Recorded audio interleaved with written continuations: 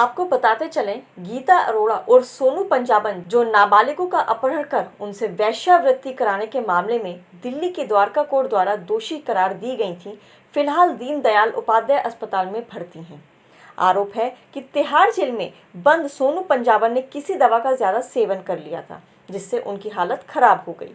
इसके बाद एहतियात बरतते हुए तिहाड़ जेल प्रशासन ने सोनू पंजाबन को डीडीयू अस्पताल में भर्ती कराया है, जहां फिलहाल उनकी हालत स्थिर बताई जा रही है। सोनू पंजाबन दिल्ली की रहने वाली एक सिख परिवार को बिलोंग करती है, जहां उनके पिता एक ऑटो ड्राइवर थे। आपको बताते चले, फुकरे और फुकरे रिटर्न्स सोनू पंजाबन के ऊपर बनाई गई फिल्म है, जिसमें उनके किए गए कार्यों को मूवी के माध्यम से लोगों तक पहुंचाया गया है। आपको बताते चलें कि इस व्यापार में आने से पहले वो एक ब्यूटी पार्लर में काम करती थी और साथ ही लड़कियों को इंग्लिश बोलना और क्लाइंट से मीटिंग के नुस्खे सिखाती थी।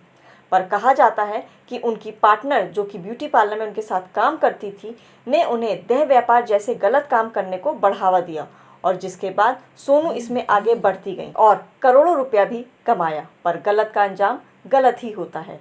गौरतलब है कि दिल्ली की कोर्ट ने पिछले दिनों गीता अरोड़ा और सोनू पंजाबन और उसके साथी संदीप को नाबालिगों से वेश्यावृत्ति कराने में दोषी करार दिया। अगली सुनवाई में सोनू पंजाबन की सजा का ऐलान किया जाएगा। उन पर आरोप है कि सोनू और उसके साथी संदीप ने नाबालिगों का अपहरण किया, फिर कैद में रखा और मानव तस्करी भी करवाई। आरोप है कि नजफगढ़ के रहने वाले एक परिवार ने सोनू पंजाबन पर उनकी 16 वर्ष की बेटी का अपहरण कर उसे वेश्यावृत्ति के लिए मजबूर करने का आरोप लगाया था। इसके बाद जांच के दौरान दिल्ली पुलिस ने वर्ष 2014 में सोनू पंजाबन उर्फ गीता अरोड़ा को गिरफ्तार कर लिया था। जब पूछताछ की गई तो पता लगा कि नजफगढ़ की किशोरी को दिल्ली, उत्तर प्रदेश और हरियाणा में अलग अलग जगहों पर बेचा गया था। वहां उसके साथ अलग अलग लोगों ने दुष्कर्म भी किया। इसी दौरान पीड़िता उनके चंगुल से निकलकर घर पहुंची। इस दौरान किशोरी अवसाद में थी और आरोपितों से उसे जान का खतरा था। काफी प्रयास के बाद पुलिस ने सोनू को दिल्ली के उसके एक ठिकाने से दबोचा था। छानबीन में पता चला था कि वह दिल्ली, यूपी और पंजाब के कई मानव तस्करों को संपर्क में रहती थी।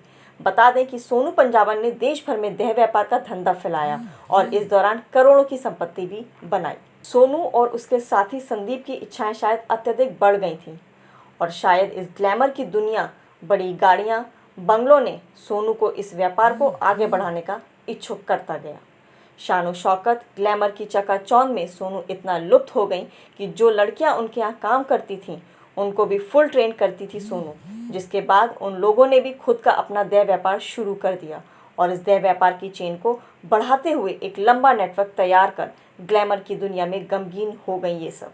पर कहते हैं, गलत के पांव ज़्यादा दिन ना टिकते हैं और एकाएक सोनू की गिरफ्तारी के बाद ये ग्लैमर, शोहरत सब खत्म हो गया और आज वो किस हाल में है और कहाँ है, आप सबको बताने की ज़रूरत नहीं है।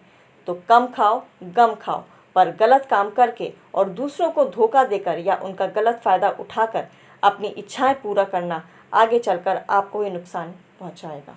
ताज़ा और रोचक खबरों के लिए यूं ही जुड़े रहें हमारे साथ और हाँ, हमें सब्सक्राइब करना ना भूलें। नीचे दिए बेल आइकन को ज़रूर प्रेस करें।